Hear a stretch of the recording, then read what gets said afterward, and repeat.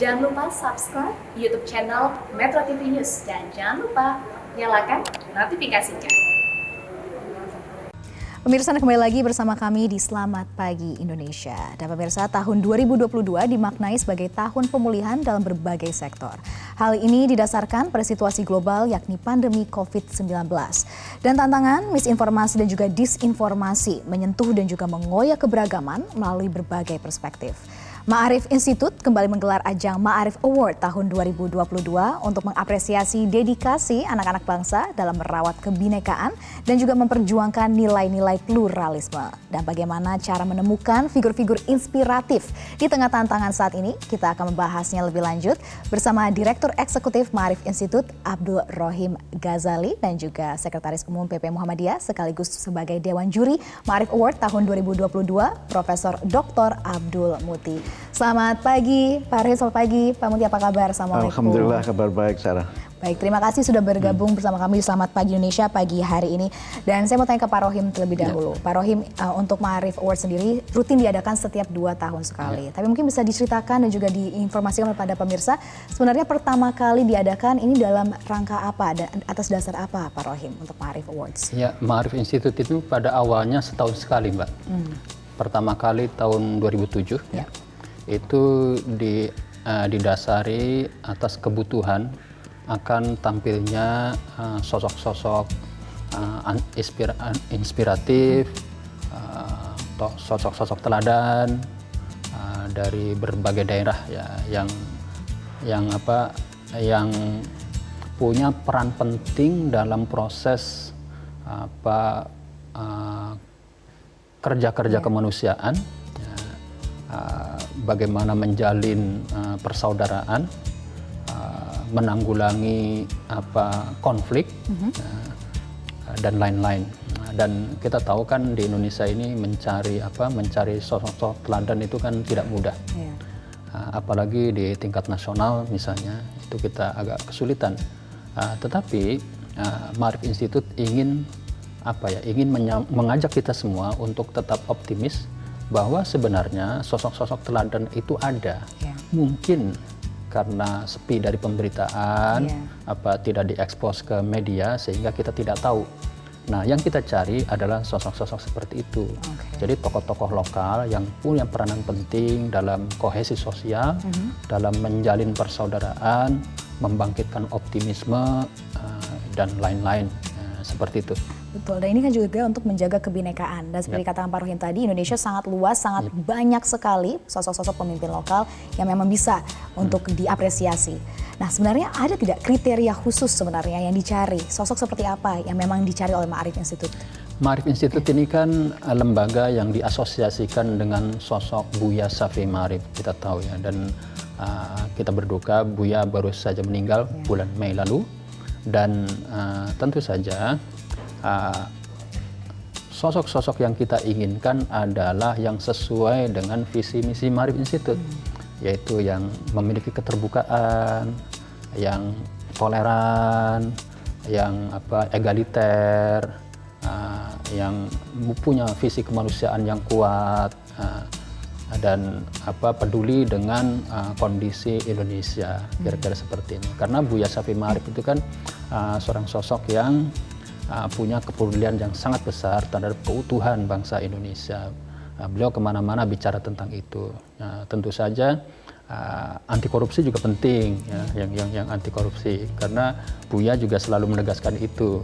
Kita harus lawan korupsi bahkan walaupun berhadapan dengan teman sendiri, kata Buya. Dan yang lebih penting lagi adalah kemampuan menjalin persaudaraan sesama anak bangsa dari berbagai suku, bangsa, agama, dan lain-lain. Jadi kalau ada tokoh yang punya peran besar misalnya, tetapi dia misalnya intoleran terhadap agama lain, itu tidak masuk kriteria. Jadi seperti itu. Baik, menjunjung tinggi persaudaraan dan juga toleran itu. Baik, dan tahun ini akan kembali diadakan. Dan Pak Mufti bisa mungkin dijelaskan seperti apa rangkaiannya? Mulai kapan proses pemilihannya dan juga seperti apa proses seleksinya itu kapan? Mufti? Ya, proses seleksi penerima Ma'arif Award ini memang sangat panjang ya. Sehingga mereka yang terpilih itu memang betul-betul person yang highly selected dan highly qualified ya, yang memang punya kualifikasi yang memang sangat tinggi dan juga kita seleksi dengan sangat ketat.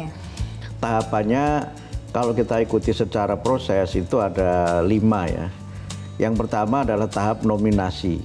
Sekarang ini masih tahap nominasi. Yang nominasi itu bisa dinominasikan oleh masyarakat, baik secara kelembagaan maupun secara perseorangan, atau juga memang mereka yang dinominasikan oleh juri. Jadi juri juga boleh menominasikan orang gitu. Yang penting kita dinominasikan oleh orang lain ya. Jadi tidak boleh menominasikan diri sendiri. Tidak usah proklaim ya Pak, benar harus diakui oleh orang lain. Ya, jadi nggak boleh kita ini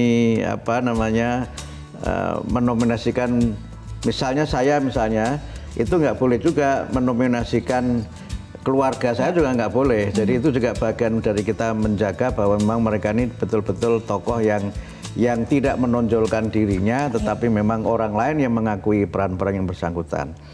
Tahap pertama itu. Nah yang kedua, dari nama-nama yang nanti sudah diusulkan itu atau dinominasikan itu, kemudian kita seleksi secara administratif. Tapi administrasinya tidak seperti administratif KPU ya, yang menyeleksi pemenuhan KTP apa enggak ya.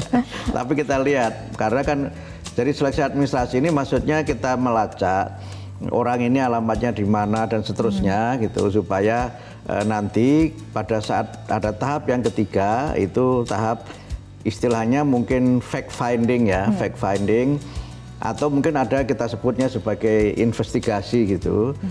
Dalam pengertian kenapa ini investigasi? Karena yang bersangkutan yang dinominasikan ini tidak tahu bahwa dia dinominasikan, sehingga kita mungkin bisa bertanya kepada yang bersangkutan, tapi tidak disebutkan bahwa yang bertanya ini adalah dari tim yang dibentuk oleh Ma'arif dan Dewan Juri, atau bisa juga bertanya misalnya dari sekitarnya ya, dari sekitarnya, tetangganya. Kalau ada yang tetangganya Sarah dinominasikan, mungkin Sarah bisa juga ditanya. Ditanya begitu. Tanpa diketahui ya, tanpa diketahui ya, sehingga nanti semuanya itu natural ya, alamiah.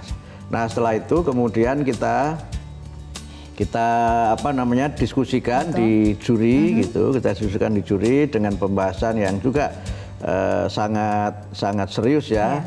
Walaupun saya baru pertama kali ini menjadi Dewan Juri, tapi sering menghadiri dan juga mengikuti proses seleksi penerima Ma'arif Award ini. Jadi saya membayangkan memang prosesnya sangat ketat dan juri bisa mengambil keputusan apakah yang diusulkan itu kita tetapkan atau tidak layak. Karena pernah terjadi ketika semua yang diusulkan itu menurut juri tidak memenuhi kriteria.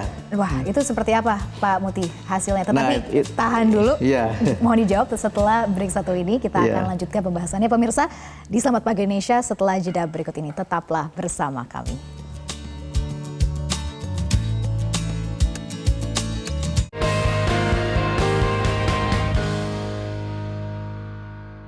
Didukung oleh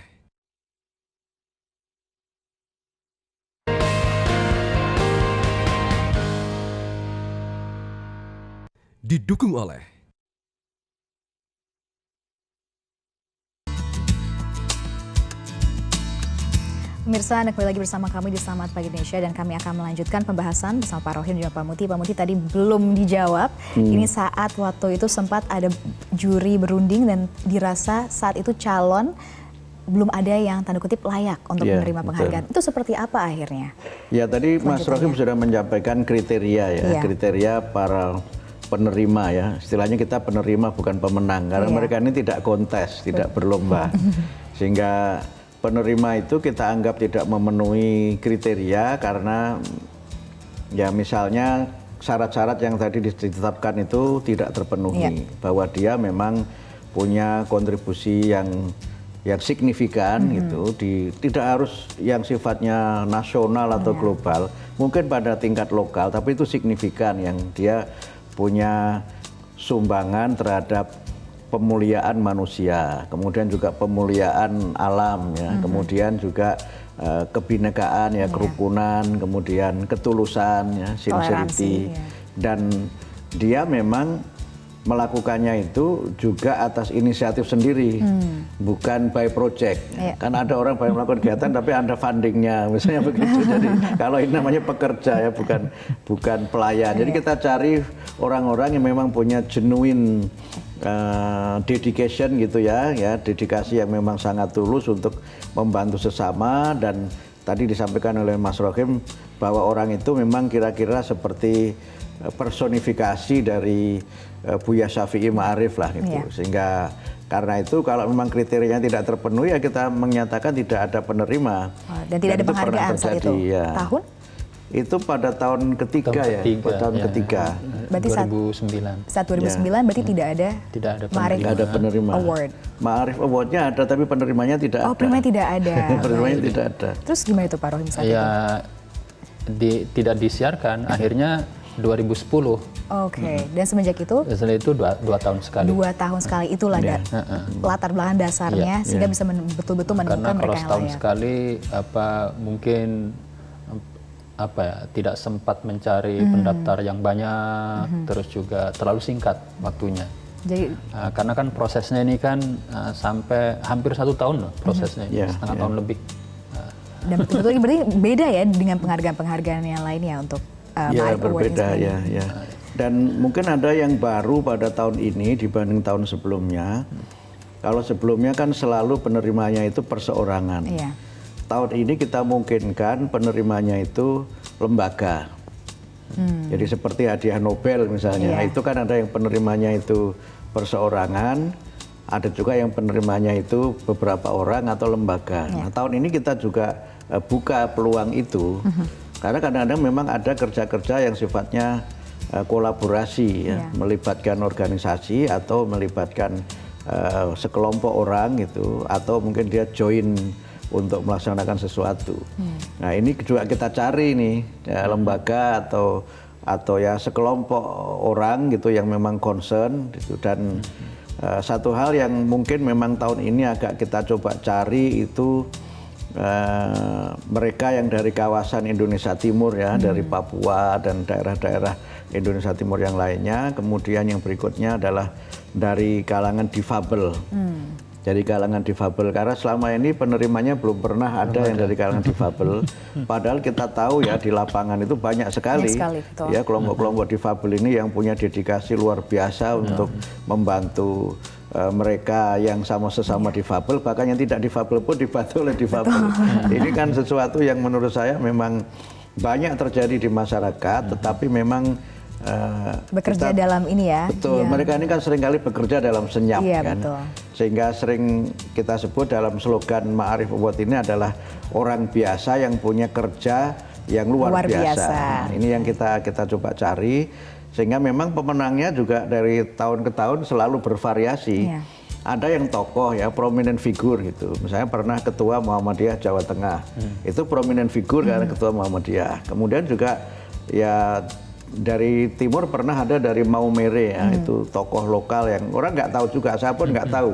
Sebagai pimpinan pusat Muhammadiyah saya nggak tahu bahwa itu ada orang-orang luar biasa di daerah gitu. Kemudian ada yang dari kalangan pesantren, kemudian dari kalangan ya berbagai kalangan ya Mas, berbagai kalangan. Karena ternyata memang ya Indonesia ini negara yang sangat kaya dengan orang-orang ya, figur-figur yang dia itu bekerja di dalam diam gitu. Dan memiliki nilai-nilai yang luar biasa yang mereka curahkan ke lingkungan mereka sekitar. Betul, Baik. Nah, tahun ini selain itu yang dicari, Pak Muti, kita juga sekarang tahun ini memasuki era mungkin transisi dari bagaimana kita menghadapi pandemi COVID-19, Pak Rohim.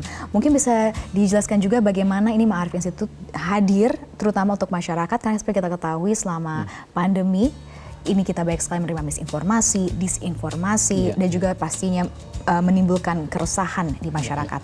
Ini bagaimana menghadapinya? Jadi sebenarnya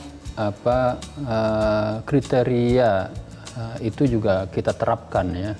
Sejak periode 2 tahun lalu, 2020 kan kita ada Ma'arif Award juga, dan itu kan sudah memasuki era pandemi ya. Dan di era pandemi ini memang salah satu problem mendasar kita adalah tersebar luasnya hoax ya. Dan ketika orang dari pelajar, mahasiswa dan banyak aktivitas kita melalui media sosial, dilakukan secara online, itu hoax menjadi apa ya, menjadi kalau kita istilahkan itu infodemik ya. Jadi infodemik itu info-info yang berbahaya, bahkan kadang-kadang dianggap lebih berbahaya dari pandemi itu sendiri. Sehingga itu juga termasuk dalam salah satu kriteria. Jadi calon-calon yang diajukan ya kita lacak juga di media sosialnya, apakah dia pernah posting hal-hal yang hoax misalnya, atau yang berbau sara dan lain-lain yang kayak gitu. Itu menjadi penanda perbedaan konsep Maarif Institute sebelum pandemi dan setelah pandemi. Dan saya kira sekarang ini meskipun kita sudah mulai landai gitu, tetapi kan isu hoax apalagi menjelang tahun politik, itu luar biasa, Pak. Jadi tetap itu harus diperhatikan dan juga akan terus disuarakan. Baik, dan seperti katakan tadi oleh Pak Muti bahwa pencarian ini akan terus dilakukan secara masif di Indonesia. Tetapi sebenarnya Indonesia sangat luas ya Pak ya, pastinya sangat menantang. Sebenarnya dari tahun ke tahun tantangan utama untuk mencari calon penerima penghargaan ini sebenarnya apa? Apakah dari informasi yang mungkin kurang kah, atau mungkin saat survei kah ke lapangan yang menjadi tantangan, atau apa?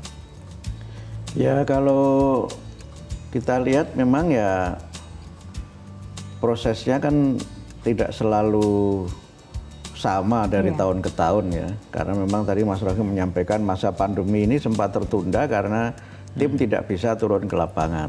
Orang yang figur yang diusulkan ini itu sebenarnya mungkin layak, tetapi karena di daerah yang kita tidak memungkinkan hadir ke situ, hanya tidak.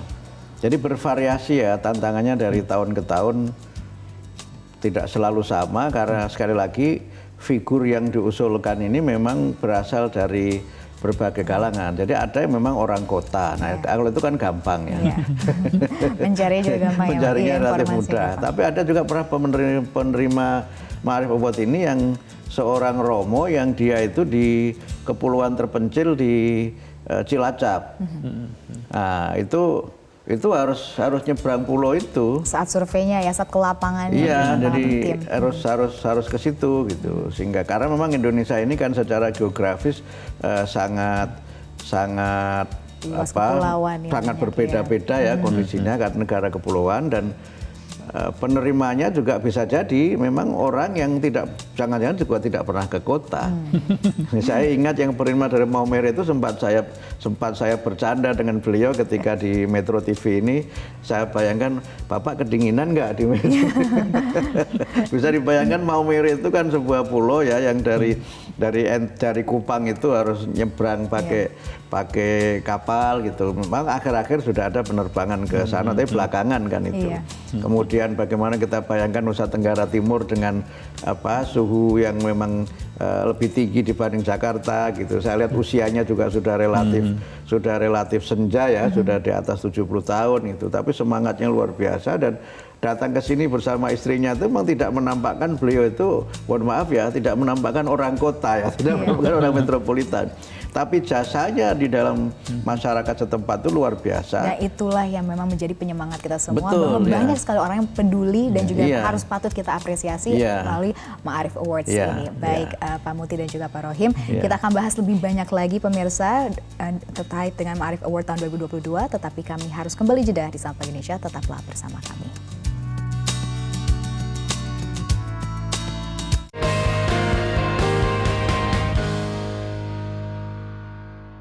Didukung oleh